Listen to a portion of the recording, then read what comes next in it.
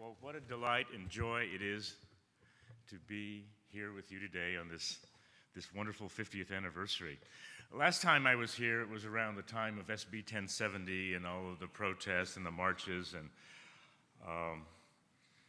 you know, you and the other congregations in Arizona have really had a profound effect on our movement. The work you did that led up to Justice General Assembly 3 years ago has really shaped our sense of what is possible in public witness. Last time I was in Arizona, well, not the last time, but one of those times, I had the honor of being arrested for the first time in my life. I sometimes tell people that being president of the UUA has led me to a life of crime. So it's good to be here on a happier occasion. It's been quite a journey for this congregation. I was looking at some of the photographs. Wow, delight in it, beginning in a pizza parlor. That's terrific. But now you're the second largest congregation in Arizona. And you're a resource for others. In a couple of weeks, you're hosting, I hear, the district assembly. And I also want to acknowledge your contribution to the larger movement in other ways. One of them is supporting your minister, Andy Burnett, in his service on the UUA Board of Trustees. Service on that board is a major commitment of time and energy. I'm not sure he realized what a commitment it was when he signed up to do it. So thank you for lending him to our wider movement. And your music director, Kelly, is also a leader in our movement. You've come a long way from that pizza parlor. And so in honor of that anniversary, I want to offer, by virtue of the power vested in me, a preemptive presidential pardon. I give you permission to wallow in smugness, pride, and self-congratulation. The pardon's good for 1 week. And then it's time to turn your attention, our attention, to the challenges and the opportunities of the next 50 years. We are living in a time of amazing, amazing cultural transformation. I know, people say that all the time. And sure, culture is always changing. That's what culture does. But the rate of change we are experiencing today is really amazing. And it's especially true in the area of religion in America. In the last 15 years, drink this in the last 15 years we have seen more change in religious affiliation than in previous American history, certainly the previous 250 years. It's just jaw-dropping. When I went to college way back in the 60s, I know they say if you can remember it, you weren't really there, but I at least have a dim memory of those days. 95% of all young adults, 19 out of every 20, would claim some kind of religious identity. Maybe they didn't practice very much, but they thought of themselves as Catholic or Jew or Baptist or Methodist. Only one person in 20 would check the box that said none next to religion. By the turn of the century in 2000, that had grown to 1 out of every 8. About 12%, who would check none. The last numbers I saw were 35%. 35%, more than a third. The number is rising so fast, it's hard to keep up. The nuns, as in none of the above, not the N-U-N-S, the N-O-N-E-S, the nuns are now the largest religious group among young adults in America. And overall, they make up a quarter of our population. We're seeing nothing less than a mass migration away from traditional religion. Millions of white Americans have left the Catholic Church. The United Church of Christ, probably our closest cousins in the religious landscape, and the Presbyterian Church lost 1/4 of their membership in 8 years. Evangelical churches are in decline as well, contrary to what a lot of people believe. Our own numbers in the Unitarian Universalist Association have declined by about 1% a year for the last 3 years. And we're down about 1% over the last decade, which is almost no change at all. I actually find that disappointing and very frustrating. But we're doing far, far better than almost anyone else.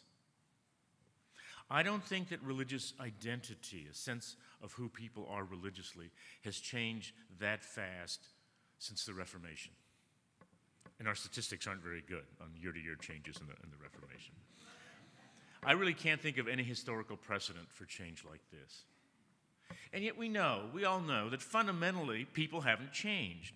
We still need a sense of purpose and meaning in our lives. We still hunger for a sense of belonging and of being loved. We still want to make a difference in the world. The nuns are actually just like us. If we look at their values around openness and acceptance and diversity and environmental sustainability, and their values around deep spiritual experience, we find that these nuns are very much like us. And of course, a lot of us, myself included, are former nuns. So we face both a great challenge and a historic opportunity. On the one hand, the cultural headwinds facing us are of hurricane force.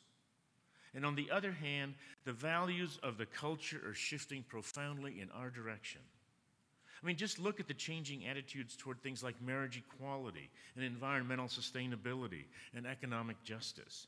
Look at the attitudes towards tolerance and acceptance of other ethnic, cultural, and religious backgrounds. Now, I believe in congregations like this. I'm a parish minister. I've experienced the depth and the power of congregational life. I've seen lives changed, relationships blossom, commitment deepen.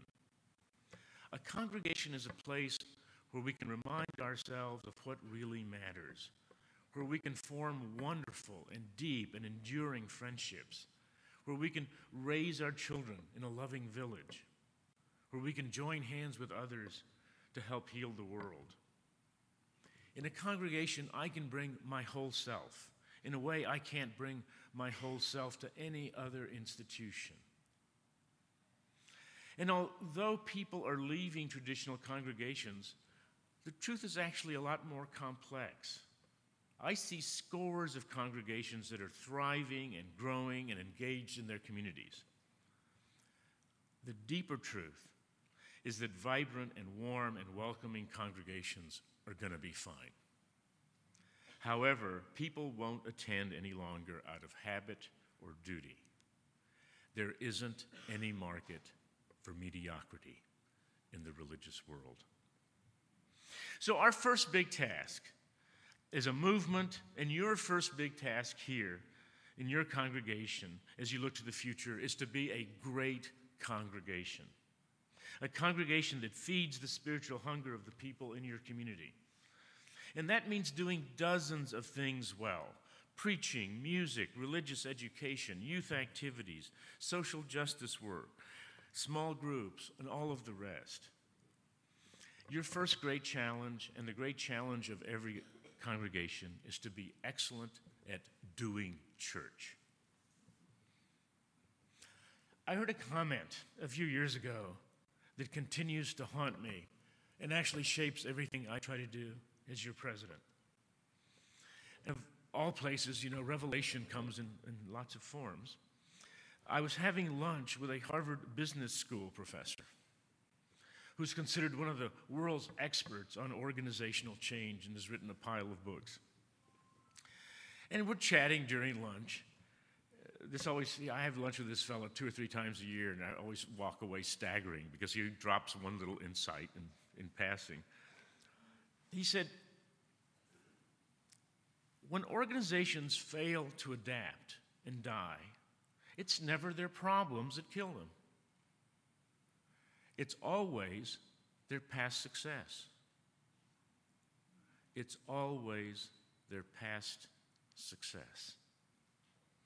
Organizations that die keep trying to do what worked in another time and place. And they let their past success and the way they did things become their identity. So yes, we have to continue to improve and adapt the way we do church life. And you know what? That's not going to be enough in the long term. Or said another way, we need to expand our ideas of church and religious community because we live in a new world. So our second great challenge then is to create new ways of being a spiritual community. Ways that speak to a new generation that has grown up in a different world. It's dry here.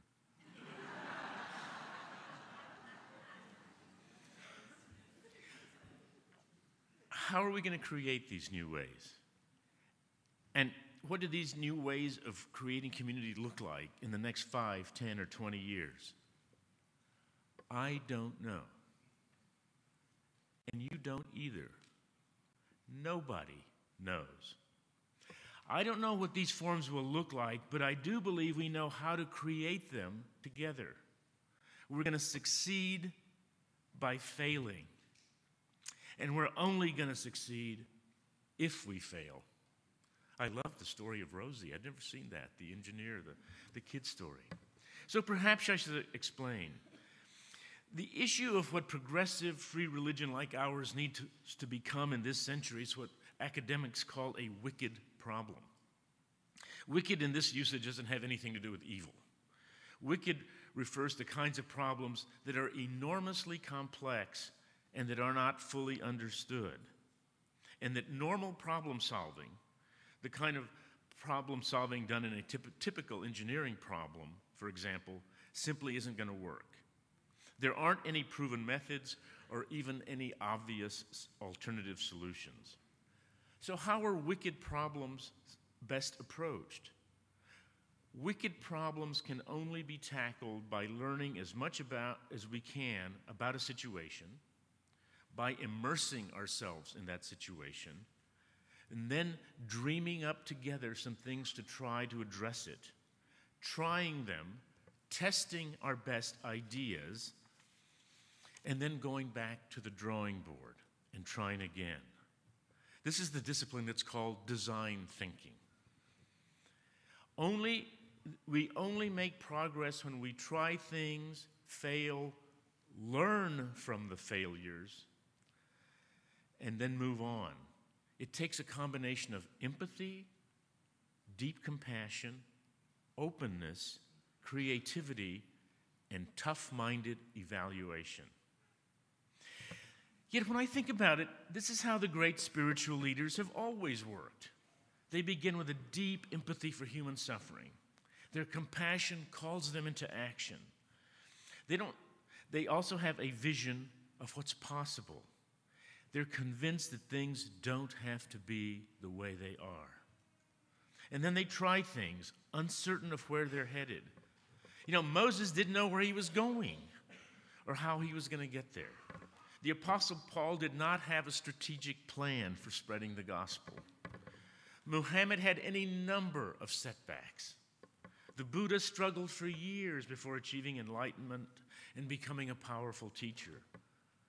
Martin Luther King Jr. inspired a movement with a dream of justice and equality, not a 5-year plan. Luther had no idea what he was unleashing when he began his work. He had no clue that it was going to result in the Reformation. And closer to home for us in our tradition, Channing and Parker and Emerson and Margaret Fuller and Hosea Ballou had no clue what they were starting. They felt a need, they saw an opportunity, and they followed their passion. I believe that our congregations have a key role to play in nurturing innovation. I see a number of creative ideas being tried in small, independent efforts, usually led by idealistic young people. But my worry is that these experimental ministries are so very, very fragile. They have no resources and rely on one leader and a small handful of people. But what if these ministries, like outreach to young adults in urban areas or to a particular ethnic group, were linked in partnership to a healthy congregation? A healthy congregation can supply stability and organizational infrastructure, and it can withstand a false start or two and adjust. But you know, the real challenges, as always, before us are not organizational. The real challenges are spiritual. Are we passionate enough about who we are, what we do, and why it matters? Are we brave enough to take risks? Are we open enough to new ways of being Unitarian Universalist? Are we committed enough to stay the course? I believe that innovation and openness are in our DNA. Look at our history. We've never been the people who wanted to cling to the present or to recreate a fantasy of the past. We've always been the restless ones, the skeptics, the challengers of the status quo, the spiritual adventurers. We called into question the orthodoxies of the Catholic Church and of Calvinism. We were open to the wisdom of Eastern religions and to the new discoveries of science. And remember, the idea of a congregation as a group of people who freely covenant to walk together was a new innovation 400 years ago. The idea of those congregations freely coming together to form an association was pretty innovative. The notion that two free faiths, Unitarians and Universalists, could unite to form a new religious movement was pretty risky 55 years ago. That's the true spirit of our faith. At our best, we are loving and brave. We dream of new possibilities, and we make those dreams come true. The anthem that was just sung, the commissioned anthem the choir just sang, uses the metaphor of a river for our faith. A river moves. It surges, rolls, and floods. Your river started as a tiny stream, and it has gathered strength. And hey, it's going to get exciting. There's white water ahead. Okay, if torturing metaphors were a felony, I'd be serving a life sentence. But there's white water ahead, we're going to get wet, and we're going to have a grand adventure doing it. Because the river of our faith flows on. So again, congratulations on this 50th anniversary. Remember, you're free to be obnoxiously smug for a week. And as together we face a future filled with challenge and breathtaking opportunity. You have breathtaking opportunity here. May we be courageous enough to unleash our passion and creativity and fail often. My prayer for you is that you fail often, and by doing so, succeed spectacularly. So may it be. Amen.